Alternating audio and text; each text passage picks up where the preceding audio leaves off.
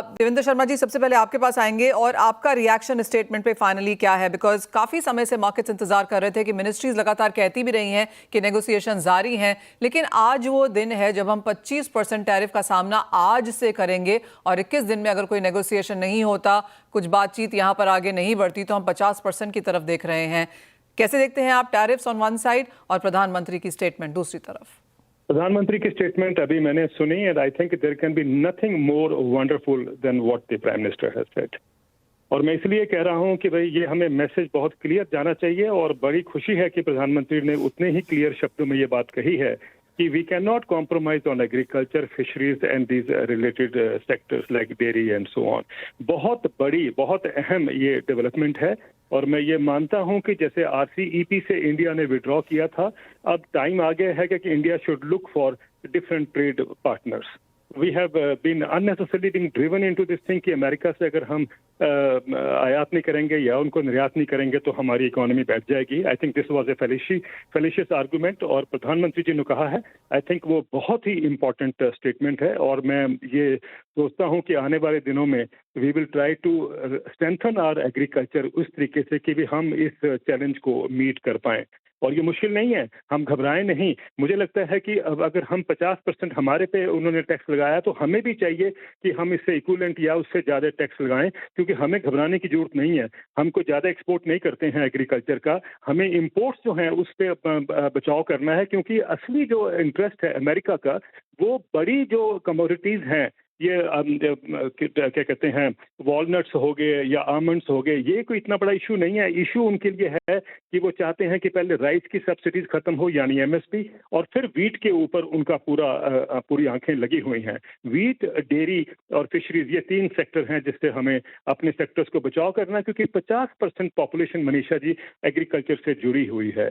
अगर हम इम्पोर्ट करते हैं तो importing food is importing unemployment, और आप सोचिए कि क्या होगा उस सिचुएशन में, देश में, उस हालात में कि जब हम इंपोर्ट करेंगे और अपना एग्रीकल्चर का भी बेस जो है वो डिस्ट्रॉय करेंगे। तो आई थिंक प्राइम मिनिस्टर की ये बात बिल्कुल ठीक है एंड मुझे लगता है कि सबको इसमें साथ देना चाहिए कि we will not compromise on agriculture. हमने पहले सेक्रीफाइस किया है एग्रीकल्चर को जब WTO नेगोशिएशन शुरू हुई थी।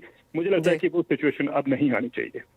Devendra ji, I have always admired you, क्योंकि आप you call spade a spade. So clearly जैसे आप कह रहे हैं कि बहुत स्ट्रॉन्ग, अच्छा मैसेज यहाँ पर प्रधानमंत्री की तरफ से है, लेकिन ऑन ग्राउंड इंप्लीमेंटेशन और इमीडिएटली वो टैरिफ्स, एक नीजर्क रिएक्शन तो यहाँ पर जरूर आएगा।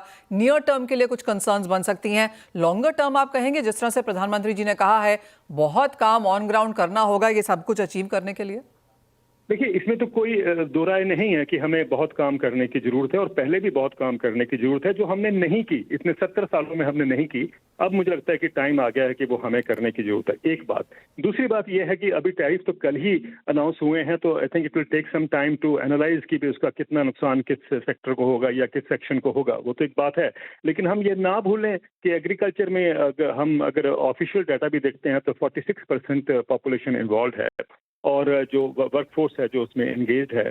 और मुझे लगता है कि अगर अब हम तकरीबन 50% मान लेते हैं, अगर हम इस सेक्टर को स्ट्रेंथन करें, मुझे नहीं लगता कि हम नहीं कर सकते, इस सेक्टर को हम स्ट्रेंथन करें। वो जो पुरानी पॉलिसीज हम 3 कानून लेके आए थे जो कि सरकार को समझ आ गया कि वो देश को नहीं चाहिए, मुझे नहीं लगता कि हमें वही कानून की जो कानून आए थे वैसे ही अप्रोचेस को लेके आगे चलना है। हमारे पास मौका है, समय है और एक अपॉर्चुनिटी भी है। I think we need to recast our agriculture but not go कि हम MNCs के हाथ में एग्रीकल्चर दे दें। ये हमारे देश में एक लॉबी है जो इसको पुश करती है, अभी भी पुश कर रही है, पर मुझे लगता है कि हमें चाहिए कि हम अपने एग्रीकल्चर को स्ट्रेंथन करें, हम अपने लोगों को खेती से बाहर ना निकालें। अब लोग खेती में वापस जा रहे हैं, पिछले 5 साल में 7 करोड़ लोग वापस चले गए हैं। 7 crore is not a small number and I think we must get a message कि लोग अब वो अर्बनाइजेशन के प्रोसेस से खुश नहीं है, हालांकि सरकारें सब अर्बनाइजेशन पुश कर रही हैं। I think what we need to do is to rebuild agriculture, और वो रीबिल्ड एग्रीकल्चर के लिए प्रधानमंत्री जी ने बिल्कुल ठीक कहा, कुछ शॉर्ट टर्म भी गेन्स होंगे, कुछ लॉसेस भी हो सकते हैं, लेकिन लॉन्ग टर्म में तो हमें एक ऐसी पॉलिसी पर एक प्लानिंग करके चलनी है कि हमें कोई दिक्कत ना आए और हम उस रास्ते पे चलें। मैं इसलिए कहना चाहता हूँ मनीषा जी, जब ग्रीन रेवोल्यूशन आया था तब भी लोगों ने ऑब्जेक्शन किया था, जब व्हाइट रेवोल्यूशन आया था तब भी लोगों ने ऑब्जेक्शन किया था। लेकिन देखिए, दोनों जो रेवोल्यूशन है वो क्योंकि सारे देश ने उनका साथ दिया, आज देखिए हम किस मुकाम पे खड़े हैं। तो we can not step back and we have to go forward. तो मुझे लगता है कि अब एवरग्रीन रेवोल्यूशन लाने का समय आ गया है।